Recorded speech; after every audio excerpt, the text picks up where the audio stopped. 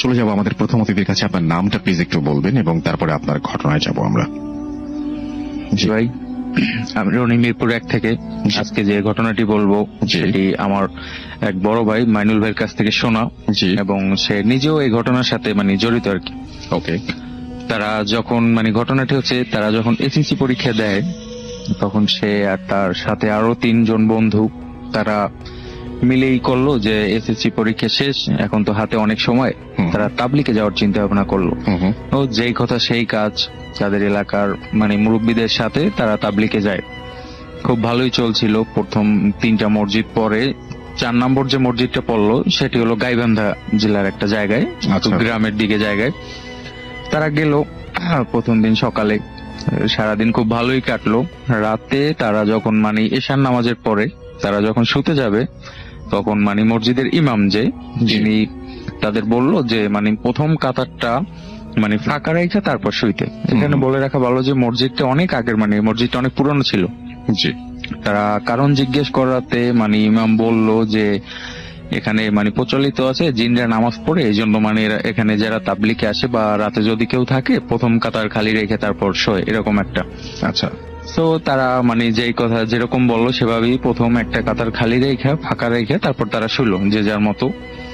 আর মাইনুল ভাই আর তারা যেহেতু এসএসসি পরীক্ষা দিয়েছে, তাদের মনের মধ্যে এইটা হলো যে আমরা আজকে রাত্রে দেখবো কারা নামাজ পড়ে বা কি, এরকম একটা চিন্তা ভাবনা আসলো। তারা সজাগ থাকলো। রাসেল ভাই কিন্তু তারা ক্লান্ত বিদায় সারাদিন জার্নি করে আসছে, তারপর ক্লান্ত বিদায় কখন যে ঘুমিয়ে গেছে তারাও জানে না। আচ্ছা। এখানে তাদের যে জামাতের যে আমির ছিল উনি হলো রাতে ওয়াশরুমে বের হয়েছে। আর যেহেতু আমি আগেই বলছি যে অনেক পুরনো মসজিদ, সেহেতু মসজিদের সাথে টয়লেটের কোনো ব্যবস্থা নেই, মসজিদ থেকে একটু দূরে। সে রাতে বেলা তার ওয়াশরুমে গেল।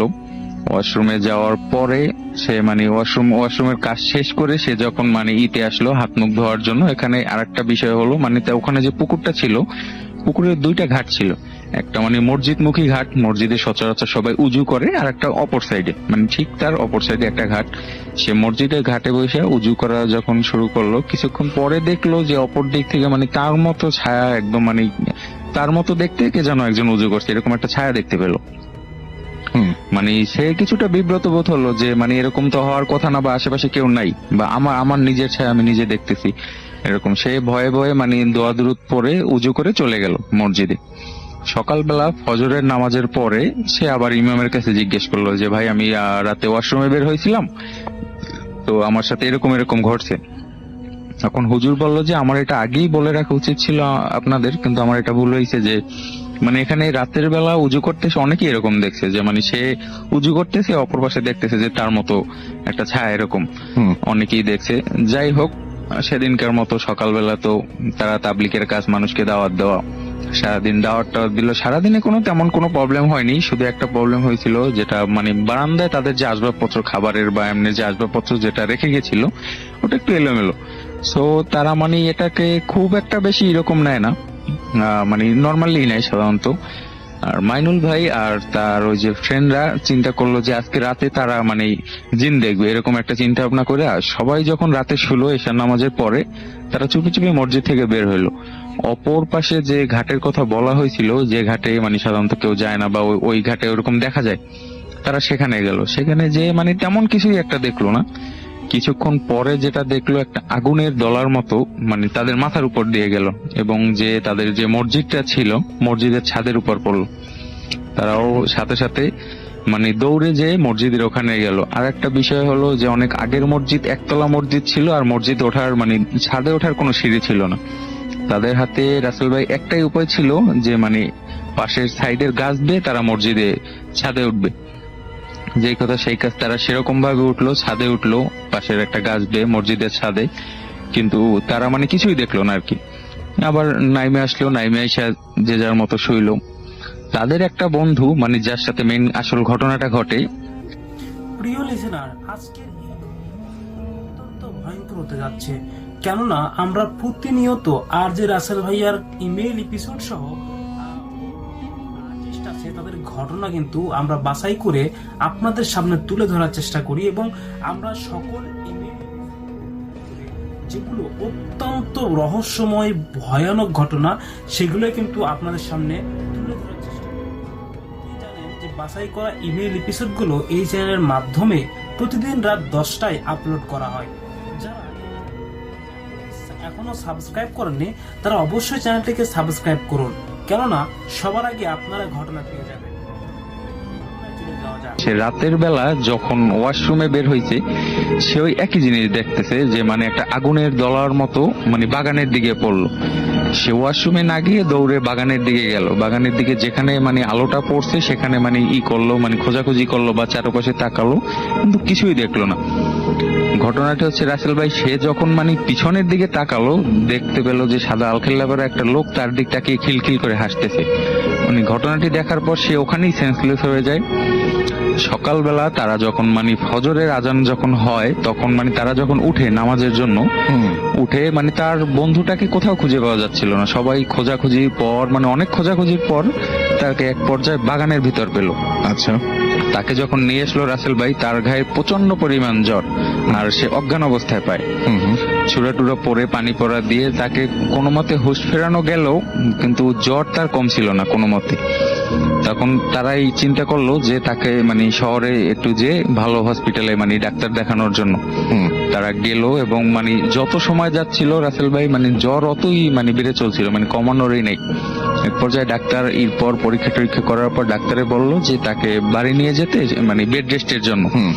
তখন চিন্তা করলো যে মাইনুল ভাই, তার একটা বড় ভাই, আর ওই যে অসুস্থ ছিল সে, এরা তিনজন মানে অ্যাম্বুলেন্সের ভিতরে অ্যাম্বুলেন্স নিয়ে রওনা দিল।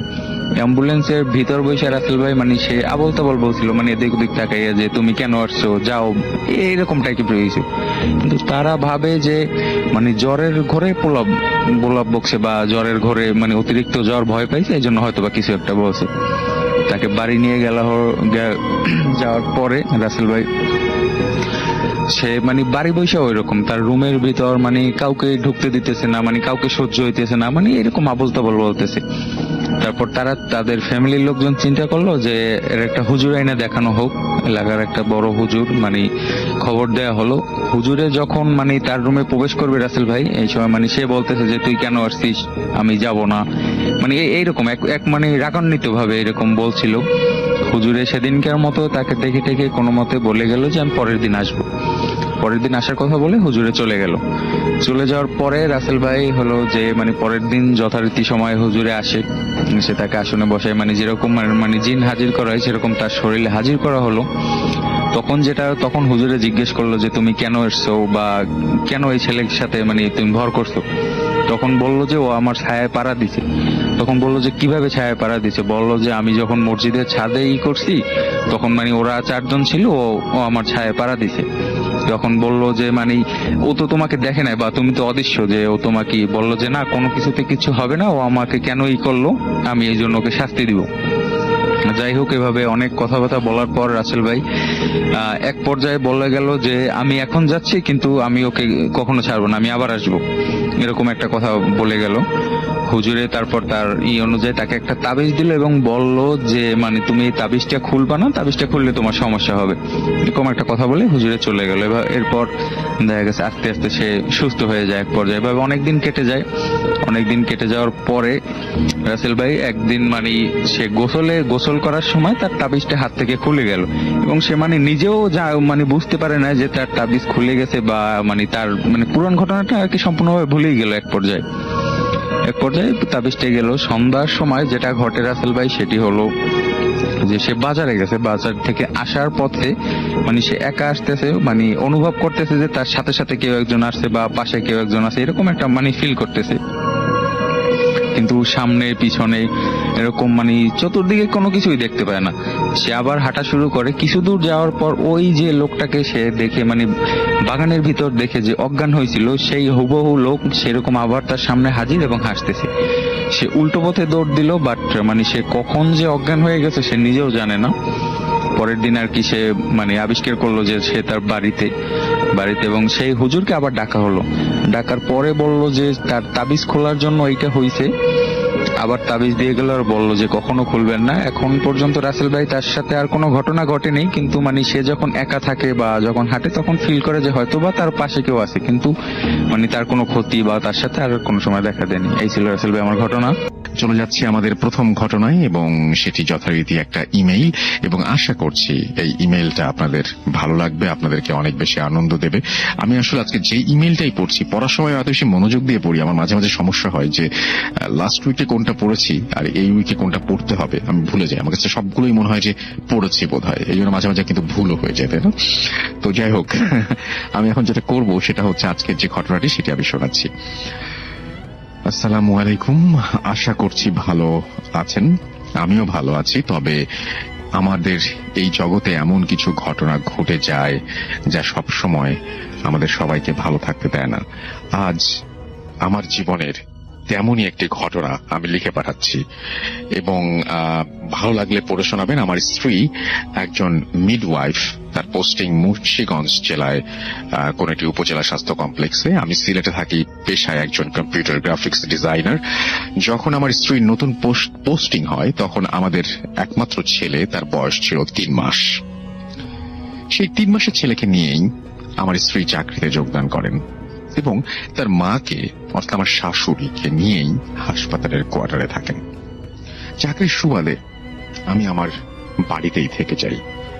আপনার হয়তো জানা আছে যে মিডওয়াইফদের মাসে কয়েকটা নাইট করতে হয়। ঘটনাটা এমন একটা নাইটের। গত রোজার ঈদের ছুটিতে আমি মুন্সিগঞ্জ চলে যাই স্ত্রী পুত্রের সাথে ঈদ করার জন্য। আমি যেই দিন যাই, আমার শাশুড়ি হাসপাতালের কোয়ার্টার ছেড়ে তার বাড়িতে চলে যায়। সাধারণত আমার স্ত্রী নাইট ডিউটির সময় আমার শাশুড়িকে সঙ্গে নিয়ে যেত, কিন্তু উনি সেদিন উনি না থাকায় আমাকেই সঙ্গে যেতে হয়। যাওয়ার কারণ, কোন রোগী যখন আসে তখন তাকে বাচ্চাটাকে রাখা লাগে, আর যখন কাজ থাকে না মিডওয়াইফদের জন্য নির্ধারিত রুমেই বসে থাকে বা ঘুমিয়ে থাকে। আনুমানিক 2টা আমিও আমার স্ত্রীর ছেলের সাথে খেলা করছি। আমার কেন যেন মনে হচ্ছে পড়েছি আমি, মনে হয়। যাই হোক, ঠিক তখন একজন লেবার পেইন নিয়ে হাসপাতালে আসে। আমার স্ত্রীর কাজ হচ্ছে সেই রোগীর ডেলিভারি করা। আমার কাছে বাচ্চা রেখে আমার স্ত্রী তার কাছে চলে যায়, এবং স্ত্রীর যাওয়ার পরেই বাচ্চাটা কান্নাকাটি শুরু করে। কোনোভাবেই বাচ্চা সামলাতে পারছিলাম না, তাই একটু হাঁটাহাঁটি করছিলাম। হাসপাতাল ঘরে ছিমছাম নীরবতা, কোথাও কোনো লোকজন নেই। হালকা শব্দ ভেসে আসছে, রোগীদের কাতরানোর আওয়াজ, বাইরের ল্যাম্পপোস্টের আলো আসছে করিডোরে। আমি বাচ্চাটাকে কোলে নিয়ে সেই আলোতে হাঁটছি আর শান্ত করার চেষ্টা করছি। হঠাৎ দেখি একটা সদ্য প্রসব হওয়া বাচ্চা হালকা গুগু শব্দ করে উল্টো দিক থেকে আসছে। তার নাড়ি ভুঁড়ি এখনো কাটা হয়নি, নাড়ি কাটা হয়নি। সে যেই দিক থেকে আসছে রক্ত ভেসে যাচ্ছে। এত রাতে এত ছোট বাচ্চা এখানে থাকা অসম্ভব। এইটা দেখেই আমার মনে হচ্ছিল আমার প্রাণ পাখি বোধহয় বের হয়ে যাবে। কেন জানি না তখন এত অশান্তি লাগছিল বলে বোঝাতে পারবো না। এক দৌড়ে রুমে ঢুকে দরজাটা বন্ধ করে দিলাম এবং দরুদ পড়া শুরু করে দিলাম। এবং চারিদিকে যখন আমি দেখি যে ছোট ছোট একজোড়া পা দেখা যাচ্ছে, পায়চারি করছে রুমের চতুর্দিকে। একটু পরে দরজায় নক হতেই দৌড়ে দরজাটা খুলে দিলাম। ভাবলাম হয়তো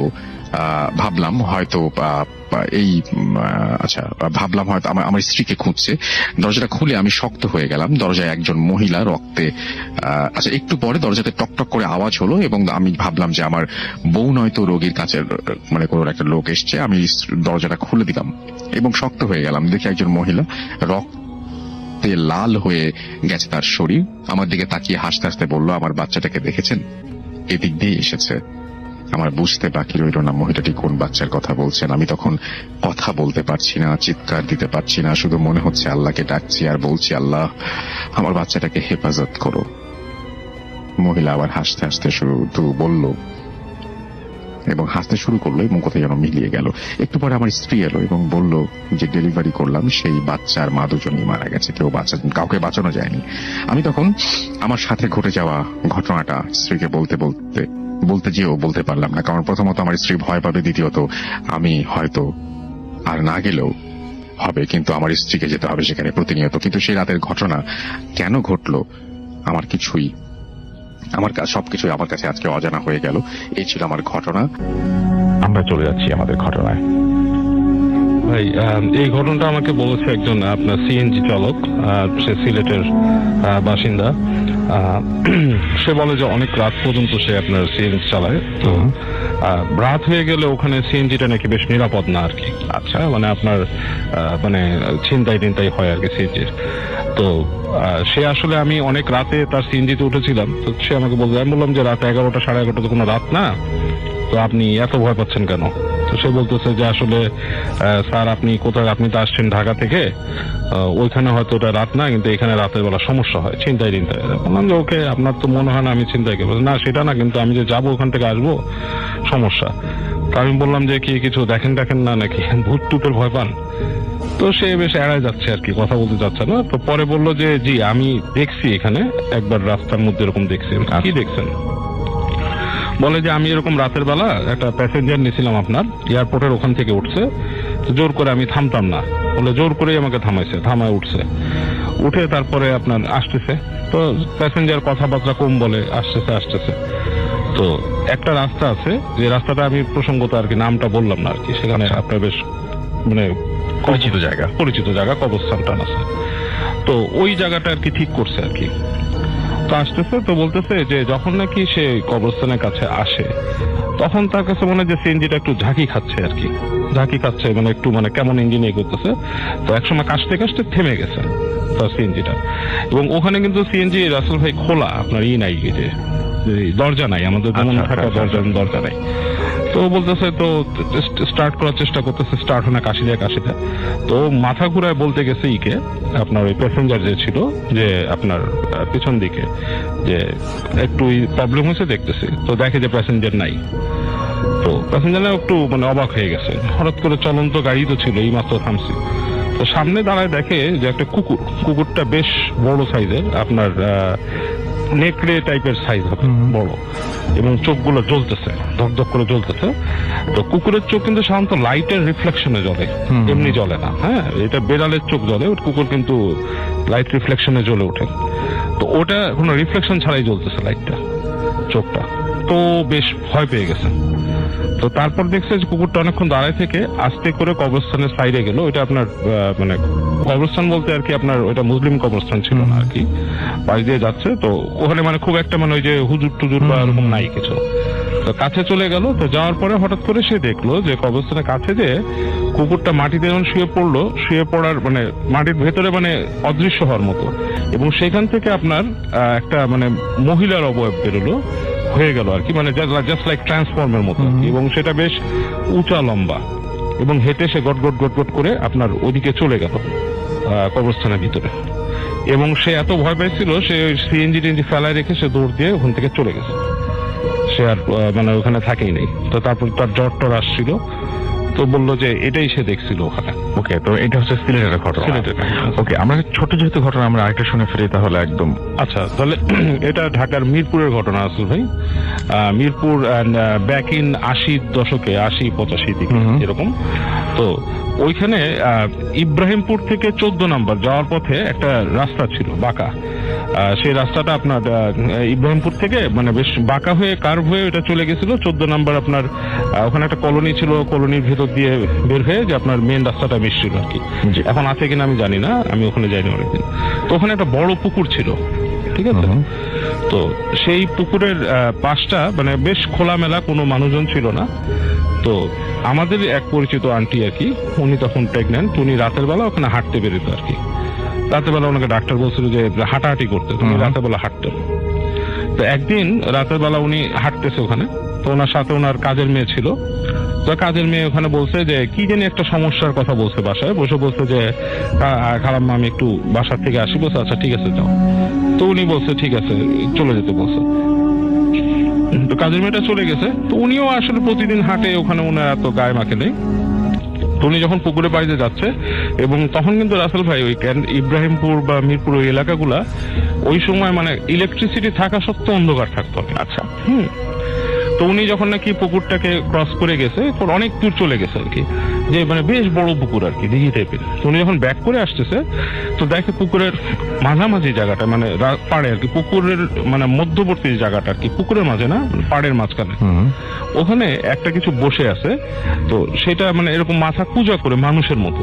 আচ্ছা, তো উনি দেখে একটুখানি ওনার গা শিরশির করছে, মানে উনি চিন্তা করছে যে কি মানে ওনার কাছে ঠিক কোয়াইট মানুষ মনে হয়নি। তো উনি মানে এদিকে অন্ধকার, আপনার কারেন্ট টারেন্ট নাই, এদিকে একবার দূরে লাইট দেখা যাচ্ছে আর কি। রাইট। আর প্রচন্ড বাতাস হচ্ছে। তো আষ্টে একটা গন্ধ পাইছে উনি, মাছের আষ্টে টাইপের, ঠিক আছে। তো হঠাৎ করে দেখে যে ওই জিনিসটা ওনার দিকে ফিরে তাকাইছে। তো ওনার তখন রক্ত মানে জমে গেছে। আপনার ওই জিনিসটার মুখটা হচ্ছে অনেকটা আপনার লম্বা, মানে যে পাখির মুখ যেরকম হয়, ঠোঁট টাইপের এটা। এবং এই ধরনের জিনিসের নাম আমি আগে শুনছি রাসেল ভাই, ওই অঞ্চলে অনেকে এটাকে বলতো হোঙ্গা, আই ডোন্ট নো, মানে এটা মানে ওদের লোকাল নাম হবে হয়তো। যাই হোক, ওই জিনিসটা ওনার দিকে ফিরছে, তো তাকায় উনি দেখতেছে, উনি বুঝতেছে জিনিসটা ওনার দিকে তাকায় আছে। এবং ওনার নাকি গা শিরশির করা শুরু করছে, ওনার আপনার পেট শক্ত হয়ে গেছে। আচ্ছা। ওনার বেবি ছিল ওই সময় পেটে।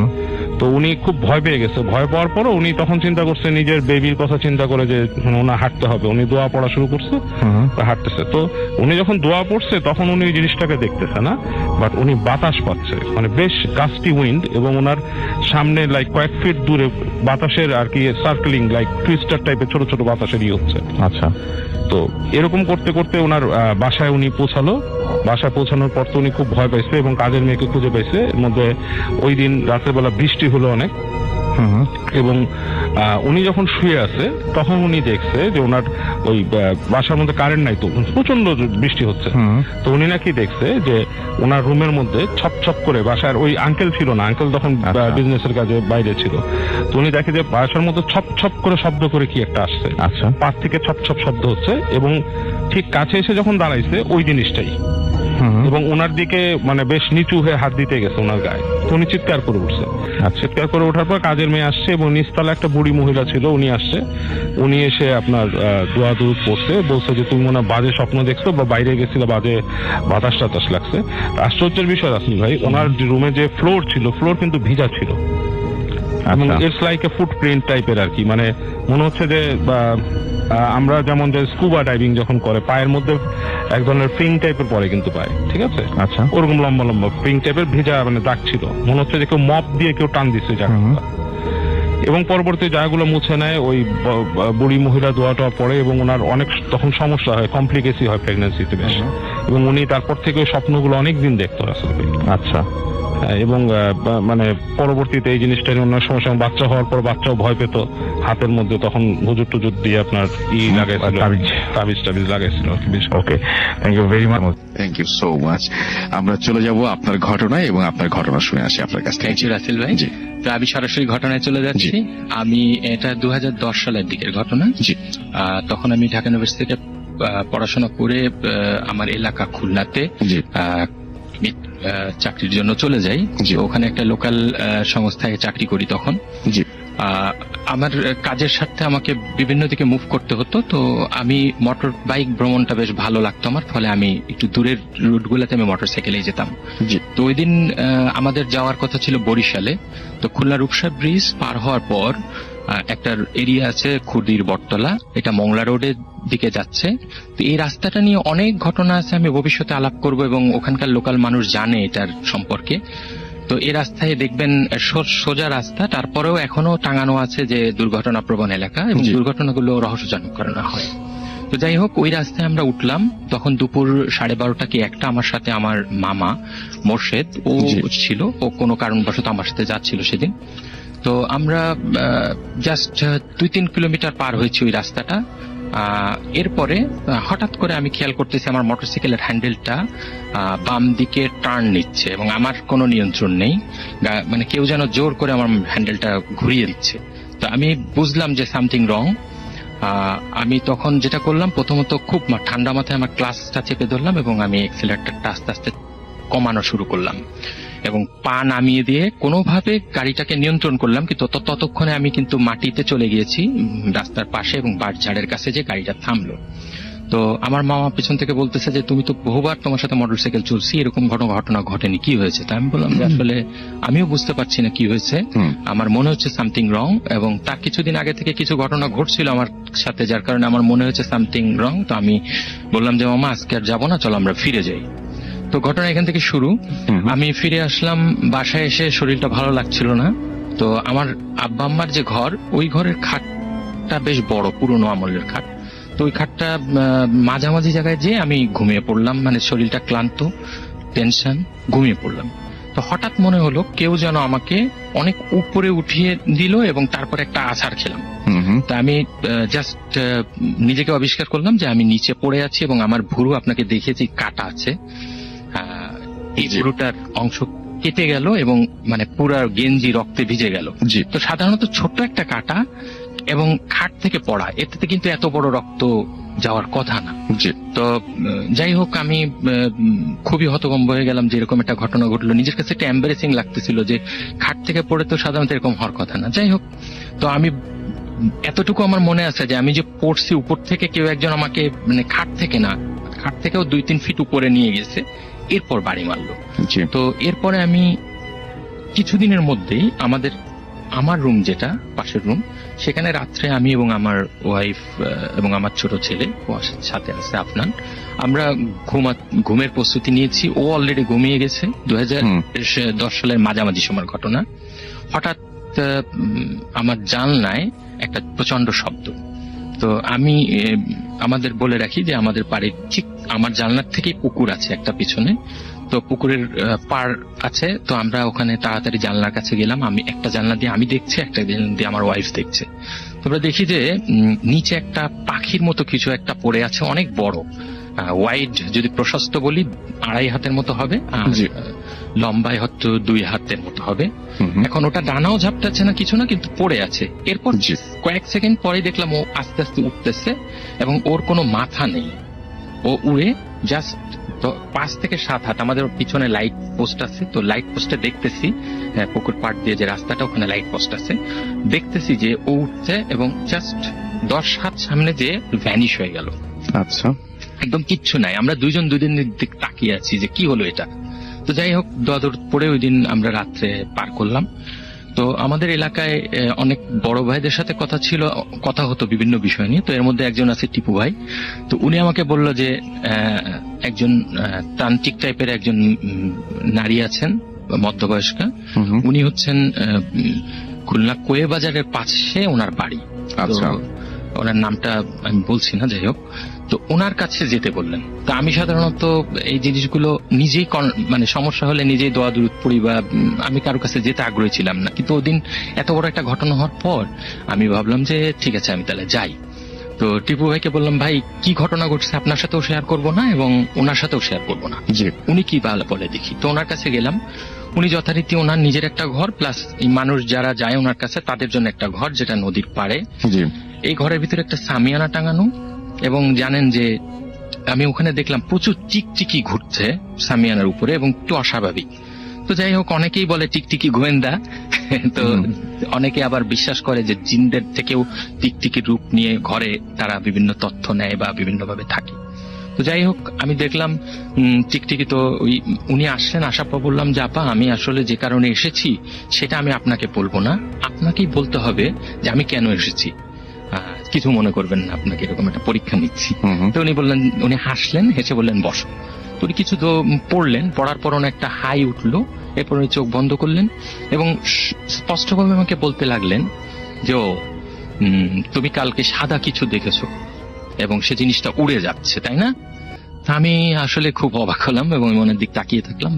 উনি বললেন যে হ্যাঁ, এটা হচ্ছে তোমার সাথে আসছে, তোমার পিছনে কিছু প্রভাব আছে।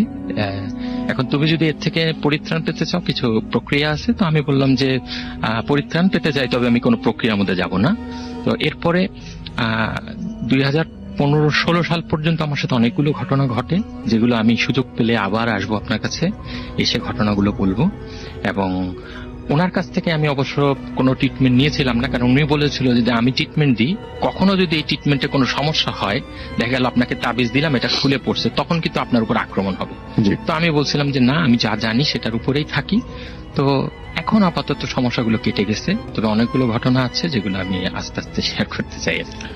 ওকে, থ্যাংক ইউ সো মাচ। আপনাকে অনেক ধন্যবাদ আমাদের স্টুডিওতে এসে আপনার ঘটনার সাথে আমরা যাচ্ছি। আপনার নামটা কি বলবেন? আমার একটা নাম আছে, ওই নামটাই আমাকে চেনে, একটু ছদ্মনামে মাঝে মধ্যে লেখালেখি করি। আচ্ছা, ওই নামটা বলতে চাচ্ছি। আচ্ছা বলেন প্লিজ। আমি অরণ্য চিরহরিত বলছি, আমি মিরপুর থেকে এসেছি। রাসেল ভাই, আপনাকে অনেক অনেক ধন্যবাদ আমাকে এখানে আসার সুযোগ করে দেওয়ার জন্য, এবং সব বন্ধুদেরকে মাহে রমজানের শুভেচ্ছা। তো আমি কি আমার ঘটনায় ঘটনায় চলে চলে যাই যাবো? আমরা, জি। আমার এক খুব ভোজম ফ্রেন্ড ছিলেন, উনি আর আমি একসাথে মিউজিক শুরু করি 2001-2 এর দিকে। উনি ড্রামস প্লে করতেন, আমি বেস গিটার বাজাতাম এবং এখনো একটা ব্যান্ডের সাথে বাজাচ্ছি। তো খুবই ঘনিষ্ঠ বন্ধুত্ব আমাদের ভিতরে, খুবই অধিকার ফলানোর একটা ব্যাপার ছিল। আর মানে একসাথে এক বিছানায় ঘুমানো, একসাথে দিনের পর দিন প্র্যাকটিস প্রোগ্রাম আমরা করেছি। তো যারা মিউজিশিয়ানস আছেন তারা জানেন এরকম অনেকের সাথে অনেকের বন্ধুত্ব থাকে। তো উনি ডিসেম্বর 2015-এ স্ট্রোক করে হঠাৎ মারা যান। তারপর থেকে আমি এবং ওর রিলেটেড যত লোকজন ছিল সবাই ওকে অনেক মিস করি, বিশেষ করে আমি তো অনেক মিস করি। তো একদিন এই রিসেন্টলি এপ্রিল মাসের ঘটনা, এপ্রিল মাসে ঢাকার বাইরে একটা শো ছিল। শো থেকে ফেরার পথে আমাকে আমাদের মাইক্রো আসবেন আর রামপুরা পর্যন্ত আমাকে ড্রপ করে যে মামা আজকে একটু আপনার মতো মিরপুর চলে যান। তো আমি একটা সিএনজি ঠিক করি। তার আগে বলে নেওয়া ভালো, ও ছিল যশোরের।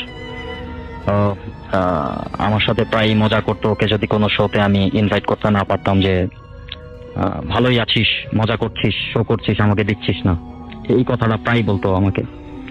কাউকে বলতো না, শুধু আমাকেই হয়তো বলতো। তো এরকম আমি যখন একটা সিএনজি ঠিক করি, রাত তখন প্রায় 1:30 থেকে 2টার কাছাকাছি। সিএনজি আলার ভয়েসটা ছিল ঠিক সেই ছেলেটার মতো, বাট আমি তখন কিচ্ছু খেয়াল করি নাই।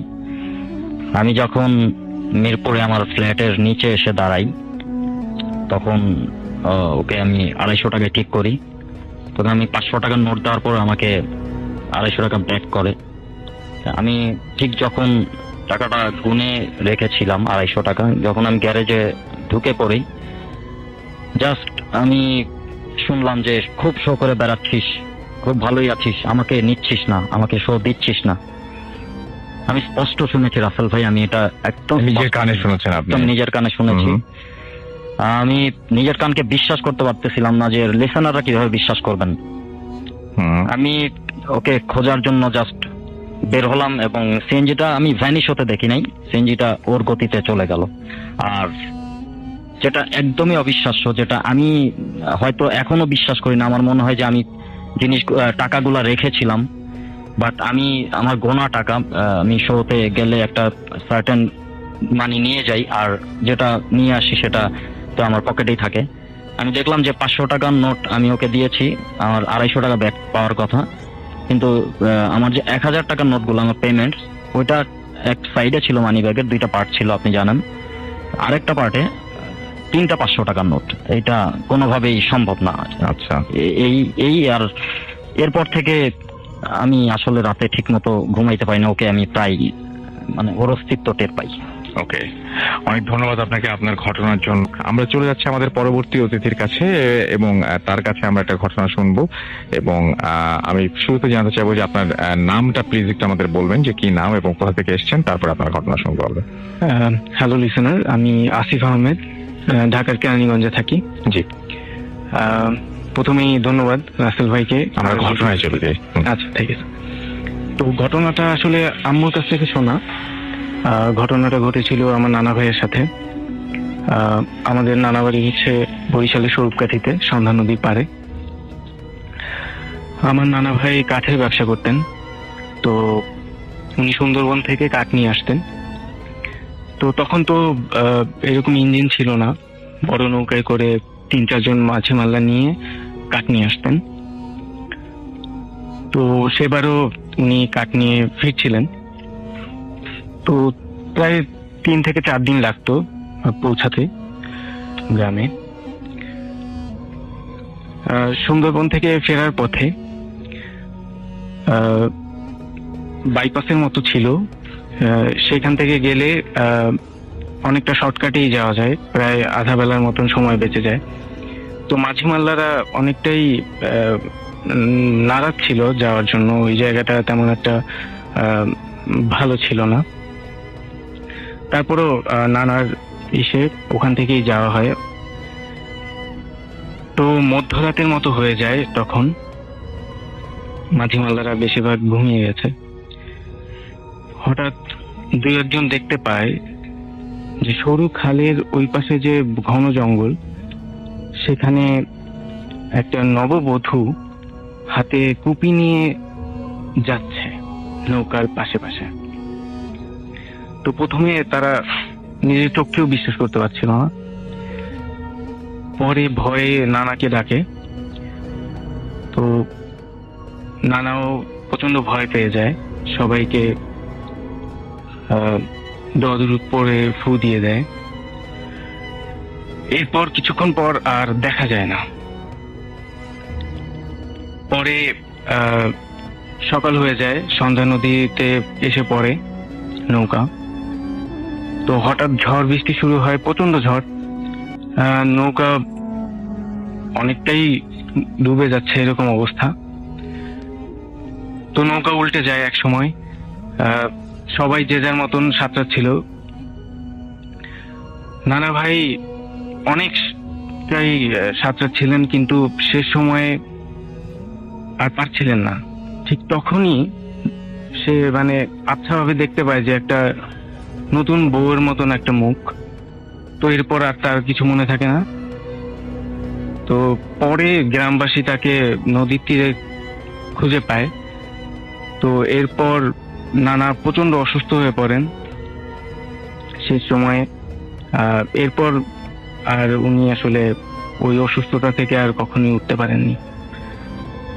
এটা কোনো ব্যাখ্যা পাওয়া গেছে কি দেখেছিলেন উনি বা কি কারণে অসুস্থ হলেন, এরকম কোনো কিছু বোঝা গেছে কি?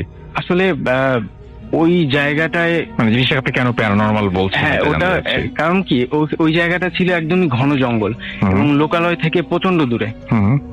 ওখানে আসলে ওই সময়ে মধ্যরাত্রে একটা নববধূ দেখতে পাওয়ার কথা না। আর মানে তার হাতে একটা কুপি ছিল।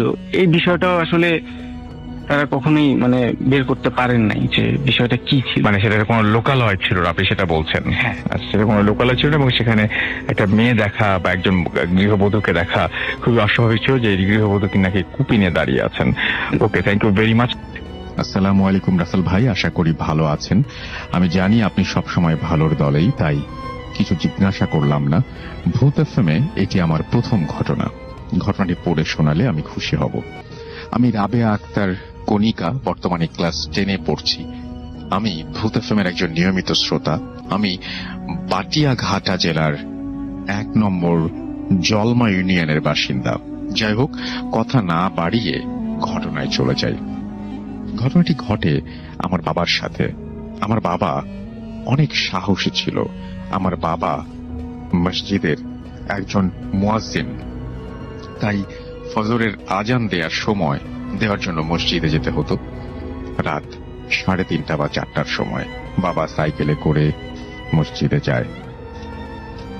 প্রতিদিনের মতো বাবা আয়াতুল কুরসি ও অন্যান্য দোয়া পাঠ করে গেট থেকে বের হয়ে ইয়াসিন সূরা পড়তে পড়তে যেতে লাগলো। যেতে যেতে কয়েকটি কালভার্ট পার হয়ে যেতে হয়। প্রথম কালভার্টটি যখন পার হচ্ছিল, তখন হঠাৎ আমার বাবা নীরব আঁধারে স্পষ্টভাবে শুনতে পেল কালভার্টটির নিচ থেকে কে যেন হাসছে।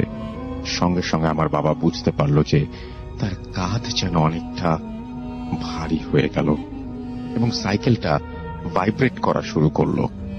বাবা কি করবে কিছুই বুঝতে পারছে না। কিন্তু যত কিছুই হয়ে যাক না কেন, বাবা ইয়াসিন সূরা পড়া বন্ধ করলেন না। আমার বাবা যে রাস্তা দিয়ে যাচ্ছিল সেই রাস্তার পাশ দিয়ে একটা পাইপ গিয়েছে। নদী থেকে ড্রেজিং মেশিন দিয়ে যে মোটা পাইপ দিয়ে বালি সাপ্লাই করা হয়, সেই পাইপ নদী পর্যন্ত লাগানো ছিল সেই পাইপটা। সেই রাস্তা ধরে কিছু দূর যাওয়ার পর যা দেখলো তা হলো বালির পাইপের ওপরে 14 থেকে 15 ফিট লম্বা সাদা কাপড় গায়ে পেঁচানো কেউ একজন শুয়ে আছে। বহু আকাঙ্ক্ষা নিয়ে কিছুটা কাছে গিয়ে দেখলো এরকমের অদ্ভুত টাইপের আরো কাছে গিয়ে তার পা থেকে মাথা পর্যন্ত পুরো বডিটা সর্বোচ্চ 5 থেকে 6 ফিট, আর তার শুধু হাত দুইটা হলো 14 থেকে 15 ফিট। বিশ্বাস করবেন কিনা জানি না, বাবা যখন তার খুব কাছে, একদম কাছে গেল, তখন ভয়ঙ্কর জিনিসটি তার নিজের এক হাতের তালুর ওপর উঠে বসল। বাবা কোন রকম সেটিকে ক্রস করলো।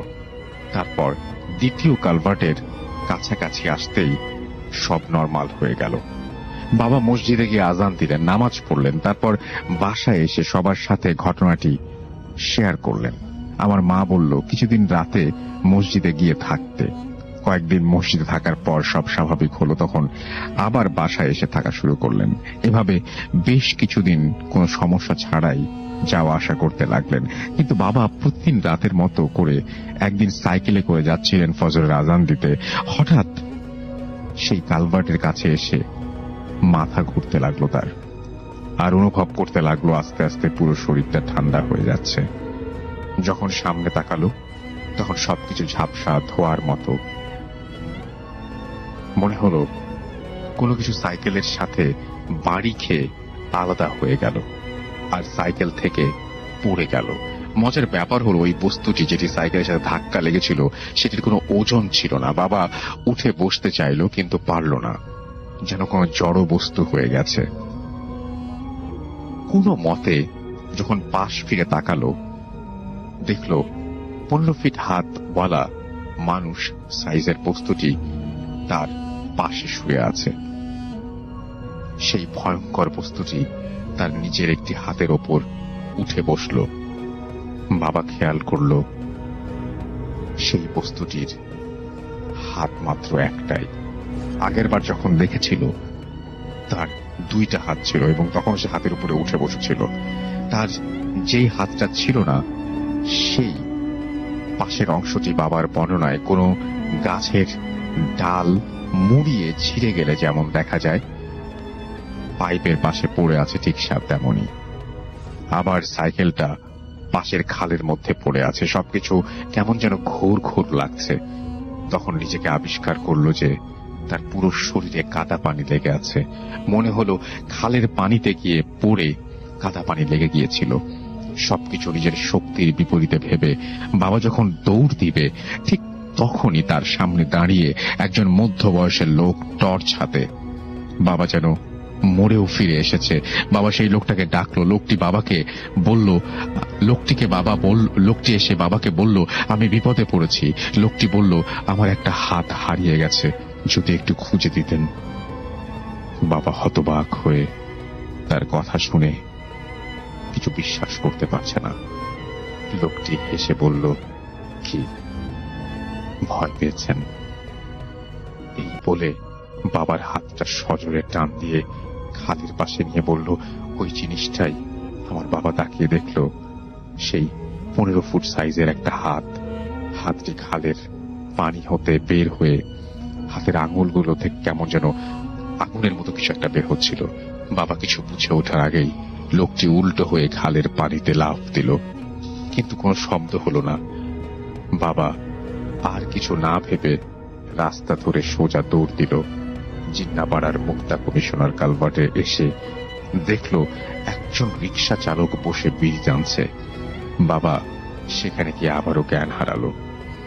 পরে যখন জ্ঞান ফিরল তখন সে দেখলো বাসার বেডে শুয়ে আছে। ভোরের আলো ফুটে উঠেছে। সেই রিক্সা চালক যদি আমাদের প্রতিবেশী, তিনিই বাবাকে বাসা পর্যন্ত নিয়ে এসেছেন। তারপর বাবার পরিচিত আসলাম খাসা নামের একজন হুজুর এসেছিলেন। তার নামের মতোই তিনি অদ্ভুত একজন লোক। এই আসলাম খাসা হুজুরকে নিয়ে একটা লোমহর্ষক ঘটনা, সত্য ঘটনা রয়েছে, সময় পেলে লিখে পাঠাবো। যাই হোক, হুজুর সবাইকে ঘরের বাইরে যেতে বললেন এবং ঘরের ভেতর লাইট অফ করে দিয়ে কিছু একটা করলেন।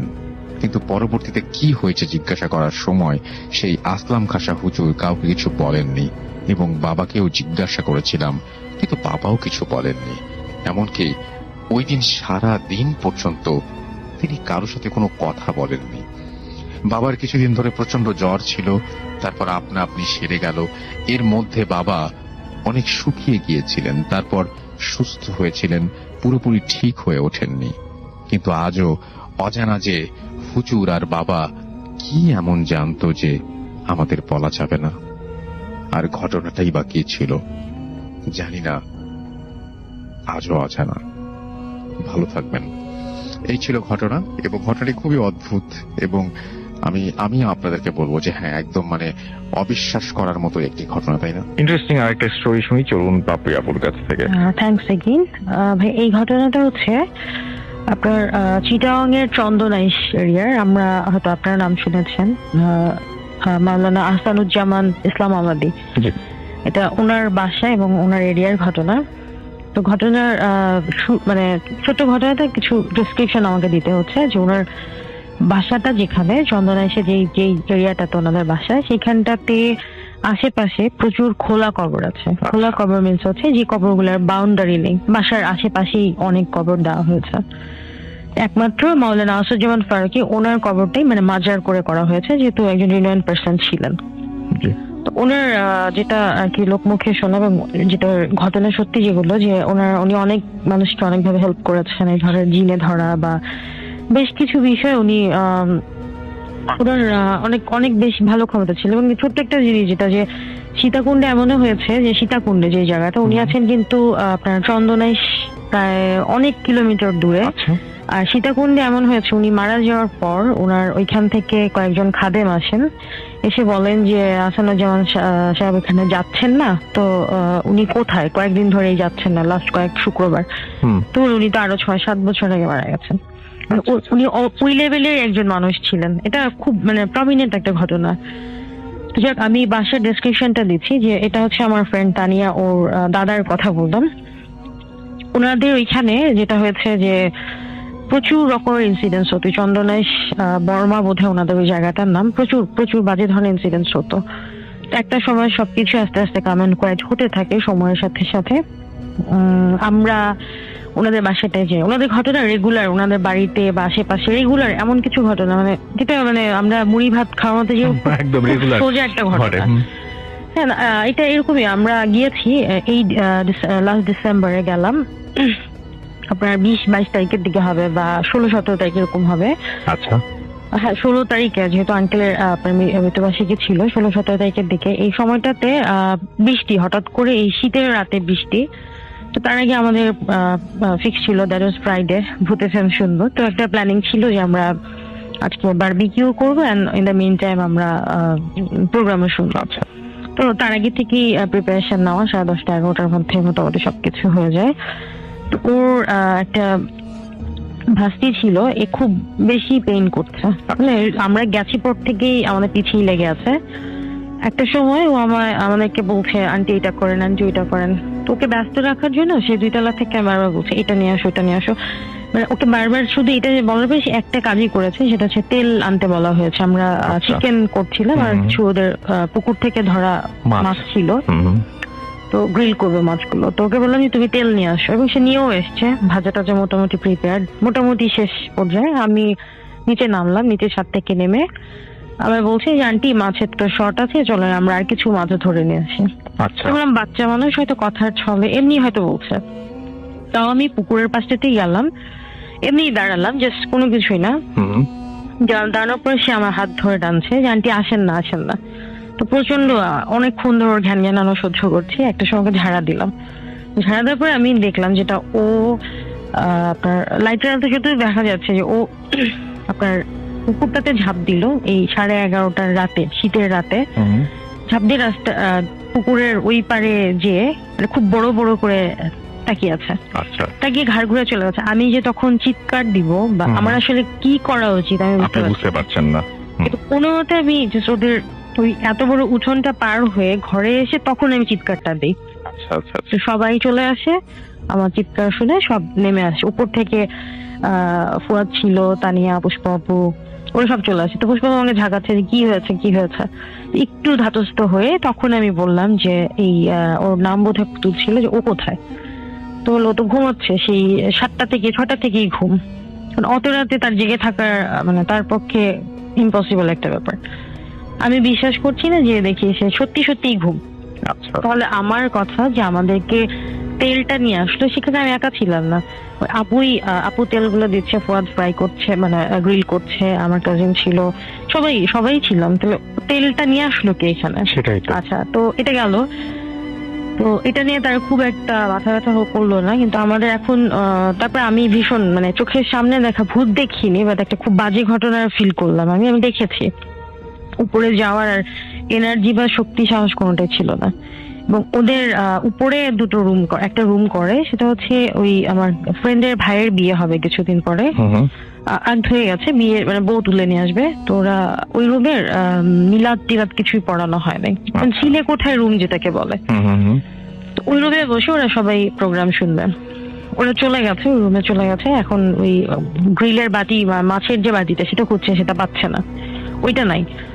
তো ওরা হয়তো ভাবছে যে আমাদের মধ্যেই কেউ সরায় ফেলেছে বা দুষ্টামি করেছে, হতেই পারে। ওরা প্রোগ্রাম শুনছে, একটা পর্যায়ে তখন অলমোস্ট হয়তো 12:30-1টা বেজে গেছে। আন্টির সাথে আমি আর উপরে না যেয়ে আন্টির পাশে খাতে শুয়ে আমি আধা চোখ বোঝা অবস্থায় মানে ভূত এফএম শোনার মানে ওই সাহসটুকু আর হচ্ছে না। উনি অলমোস্ট ঘুমিয়ে গেছে, ঘুম। আমি শুয়ে আছি আন্টির পাশে। তো হঠাৎ কারেন্ট চলে গেছে, এর মধ্যে পল্লী বিদ্যুৎ চলে গেছে। তো আমি কোনো মতো লাইট একটা চার্জার জ্বালানো, আমি খেয়াল করছি যে কি হচ্ছে। ওরা সবাই উপরে হাসাহাসি করছে, শুনতে পাচ্ছি। শীতের রাত, আর গ্রামে তো এমনি অনেকটা স্তব্ধ থাকে সবকিছু। একটা সময় দেখি ওদের ডাইনিং এর ওই পাশটা থেকে যে রুমটা যে কেউ গেলে একটা এক্সিস্টেন্স ফিল করে, ওই পাশে জানালাটা খোলা, ওই জানালাটা দিয়ে ও বলছে, আন্টি এই যে মাছের বাটি। খুব নর্মালি পুতুল ভাবে বলছে, আন্টি এই যে মাছের বাটি। আমি আন্টিকে, আমার পাশে যে আন্টি, তাকে আমি ডাক না দিয়ে হাতটা মনে খুব শক্ত করে চেপে ধরতে ধরতে উনি একটা সময় মানে বুঝতে পারে এবং উনি জেগে যায়। জেগে যেয়ে কোনো মতো উনি জাস্ট আমার চোখটা ঢাকে, মানে আমার মুখটাকে আড়াল করে যে আমি ওদিকে যে তার না তাকি। তো দৌড়াতে পরে এরপরে উনি লাইট টাইট উঠে আরো মোমটম জ্বালায়, কারেন্ট ছিল না। আমার চিৎকার চেঁচামেচিতে ওরাও নেমে আসে, ওরা দৌড়া সবাই নেমে আসে, আপু আবার কি হলো তো।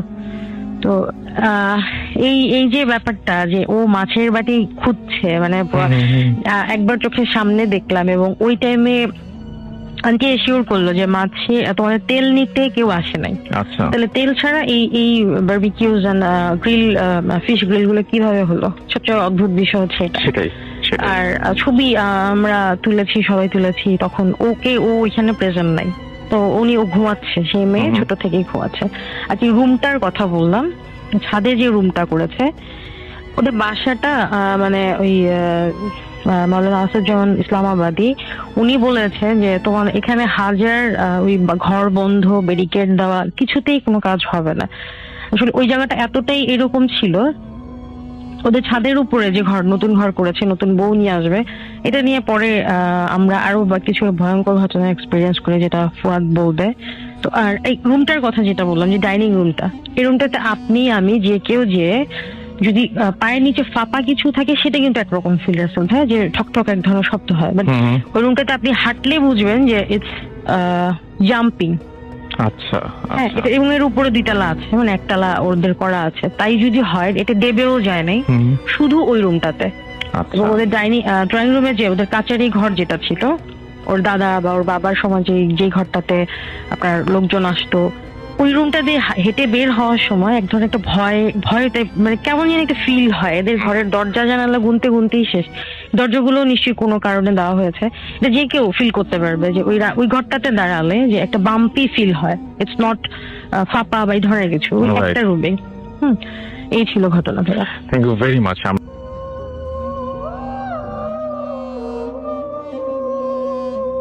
আমি রাস্তাল আরো একবার আপনাদের সবাইকে স্বাগত জানাই। যারা ভূত.com আসতে চান, তারা কিন্তু বাসায় বসেও আমাদের শোতে অংশ নিতে পারেন। আপনার ঘটনাটি রেকর্ড করে ফেলবেন, তো রেকর্ড করে ফেলুন। আপনাদের প্রত্যেকের হাতে স্মার্ট ডিভাইস রয়েছে, এবং সেই মোবাইল ফোনের মাধ্যমে কিন্তু আপনারা আপনাদের ঘটনা রেকর্ড করে অ্যাটাচ করে পাঠিয়ে দিতে পারেন ইমেইলের মাধ্যমে। তাহলেই আর কোনো ঝামেলা নেই। যাই হোক, আমরা আসলে খুবই বেশি জোর দিচ্ছি, নেক্সট কয়েক মাস জোর দিব অডিও ক্লিপের উপরে। চলুন কথা না বাড়িয়ে আরো একটি অডিও ক্লিপ শুনে আসি।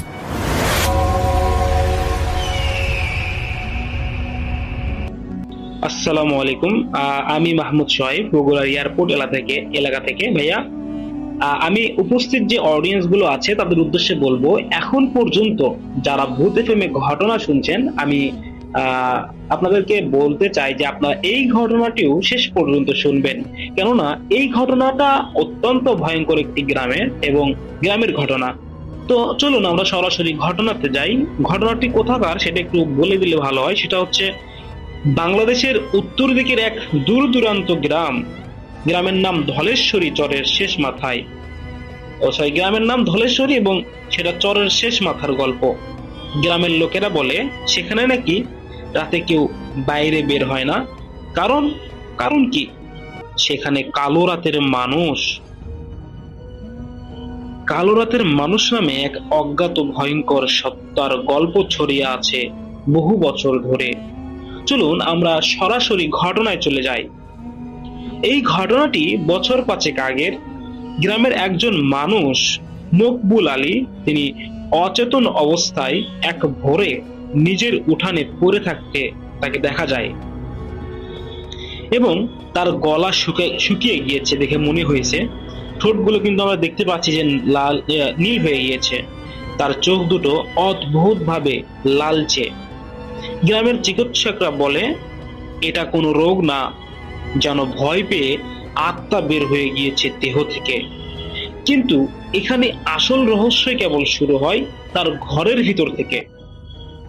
তার ঘরের মেঝেতে পাওয়া যায় মাটি দিয়ে আঁকা এক বৃত্ত, আর সেই বৃত্তের চারপাশে ছাগলের রক্তে লেখা অজানা কিছু প্রতীক।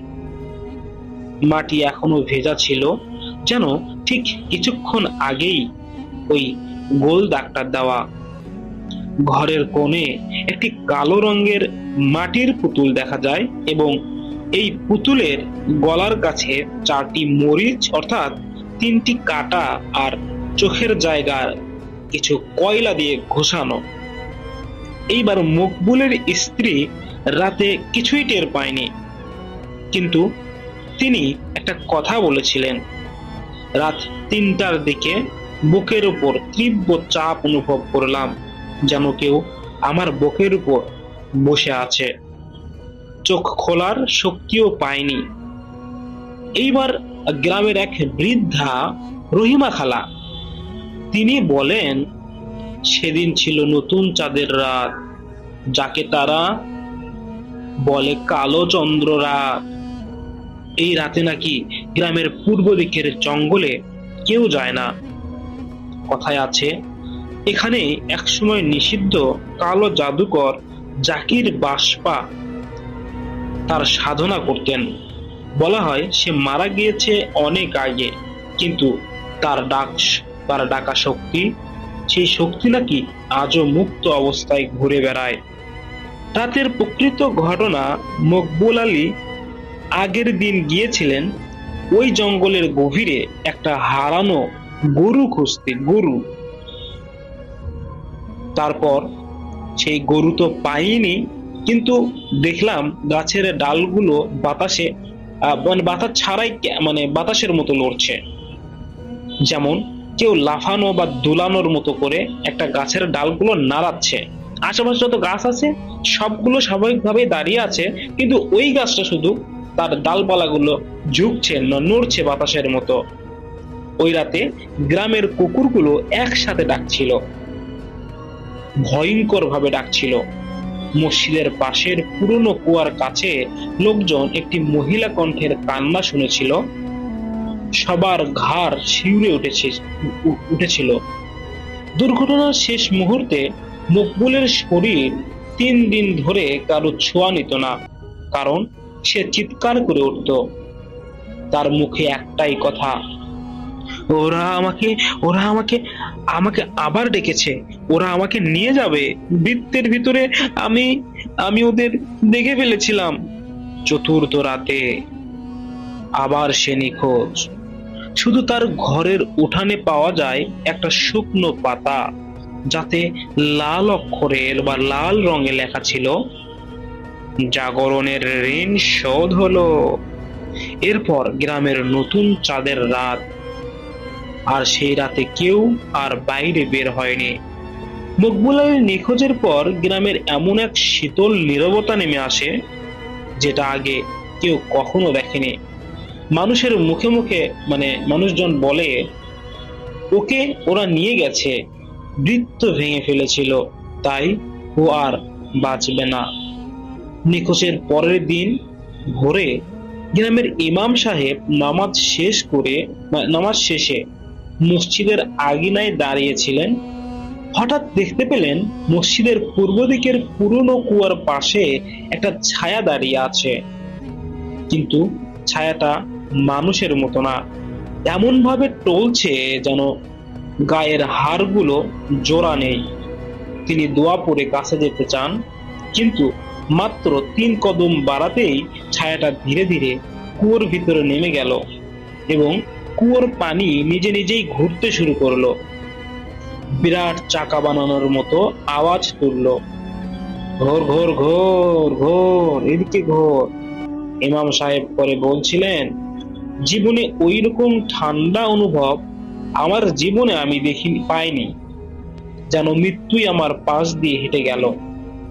পরের দিন মকবুল তার ছোট ছেলে আবির, যার বয়স মাত্র 8 বছর, সে মায়ের কাঁধে মাথা রেখে বলল, মা, আব্বা আজ রাতে আমার জানালায় দাঁড়ায়া ছিল, আব্বার হাতে একটা পুতুল ধরেছিল, বলেছিল বৃত্তটা আবার দাগাতে হবে। এই কথা শোনার পর পুরো বাড়িতে শোরলোক পড়ে যায়, যেটা হচ্ছে হইচই পড়ে যায়। রাতে আবির হঠাৎ চিৎকার করে ওঠে। তার 2 চোখ পুরো সাদা, মানুষের মতো না, মুখ দিয়ে গলা বদলে যাওয়া একটা ভারী স্বর বের হচ্ছিল। ওই যে বৃত্ত, ওইখানেই দরজা খুলছিল, যারে ডাকছি সে চলে এসেছে। এটা শুনে গ্রামের কয়েকজন পুরুষ এসে বাচ্চাটিকে ধরে রাখে, কিন্তু সবচেয়ে ভয়ঙ্কর বিষয় ছিল বাচ্চার পেটের ভিতর থেকে 2 দিকের শব্দ বের হচ্ছিল, যেন কেউ তাকে ব্যবহার করে কথা বলাচ্ছে, আবার মনে হচ্ছে সে নিজে কথা বলছে। ঘটনাটির 3য় রাতে গ্রামের পূর্ব দিকে যে জঙ্গল ছিল, ওই জঙ্গলের ভিতর থেকে শোনা যায় হু হু হু উ, এরকম একটা সাউন্ড। সেম ভাবে এখানে বলা আছে যে এমন অস্বাভাবিক টানা হাসির মতো শব্দ। গ্রামের কুকুরগুলো একসাথে এরকম ঘেউ ঘেউ করে চেঁচাতে শুরু করলো। মুরব্বীরা বলল, যে রাতে নতুন চাঁদ থাকে সেই রাতে অলৌকিক হোক বা অলৌকিক শোনা যাক। এবারেরটি ছিল আরো জোরে এবং আরো ভয়ঙ্কর, আরো কাছে। নিখোঁজ হওয়ার 5 রাত পর গ্রামের কবরস্থানের পাশে পুকুরের ঘাটে ভোরবেলা, একদম কুয়াশায় ভোরবেলা মকবুল আলী দাঁড়িয়ে আছে এমনটি দেখা গেল, কিন্তু সে ছিল মানুষের মতো না, গায়ের চামড়া ছিল কাদা দিয়ে মাখানো, 2 চোখ লাল নয়, পুরো কালো, ঠোঁটটাও সাদা। তারপর পায়ে কোনো ছাপ নেই, পায়ের নিচে মাটি একটু ডেবে যাচ্ছিল নিচের দিকে, যেন মানুষের শরীরের ভিতর কিছু একটা ঢুকে আছে। লোকজন দূর থেকে ডাকলো, এই মকবুল ভাই। সে ধীরে ধীরে ঘাড় ঘুরিয়ে তাকালো। ঘাড়ের হাড্ডিগুলো কটকট কটকট করে শব্দ করছিল, যেন বহু বছর ধরে শুকিয়েছিল। তারপর সেই ভাঙা গলায় বলল, কে? আমি মকবুল নই। এবং সাথে সাথে ভোরের কুয়াশার মধ্যে সে মিলিয়ে গেল। তারপর থেকে আজ পর্যন্ত কেউ তাকে আর কোথাও দেখেনি। তো এই ছিল আমার ঘটনা রাসেল ভাইয়া। আজকের এই ইমেল এপিসোডগুলো এতদূর পর্যন্তই। যারা সম্পূর্ণ ইমেল এপিসোড বা ঘটনাগুলো শুনলেন তাদেরকে আমি বলবো যে আপনারা প্রতিনিয়ত যে ঘটনাগুলো শোনেন এগুলো কিন্তু অনেক বাছাই করা ইমেল এপিসোড। তাই বলবো যারা প্রতিদিন এইরকম ভয়ঙ্কর ইমেল এপিসোডগুলো শুনতে চান তারা অবশ্যই আমাদের চ্যানেলটিকে সাবস্ক্রাইব করে রাখতে হবে এবং বেল অপশনটি অল করে রাখতে হবে, যাতে সবার আগে ইমেল এপিসোডগুলো আপনি পেয়ে যান। আপনাদের এই চ্যানেলকে মনে রাখতে হবে, আর আপনারা আপনাদের ইচ্ছা মতো দিতে পারবো। আপনারা কার কণ্ঠে ঘটনা শুনতে চান তারা অবশ্যই তাদের নাম বলুন। বাবু ভাই, আজ রাসেল ভাই, আফনান ভাই, ডক্টর আলিফ ভাই, যার কণ্ঠে আপনারা শুনতে চান। যাই হোক, আজকের মতো এখানেই বিদায় নিচ্ছি। দেখা হচ্ছে নেক্সট কোনো ইমেল এপিসোডে, জি আপনাদের চয়েসে।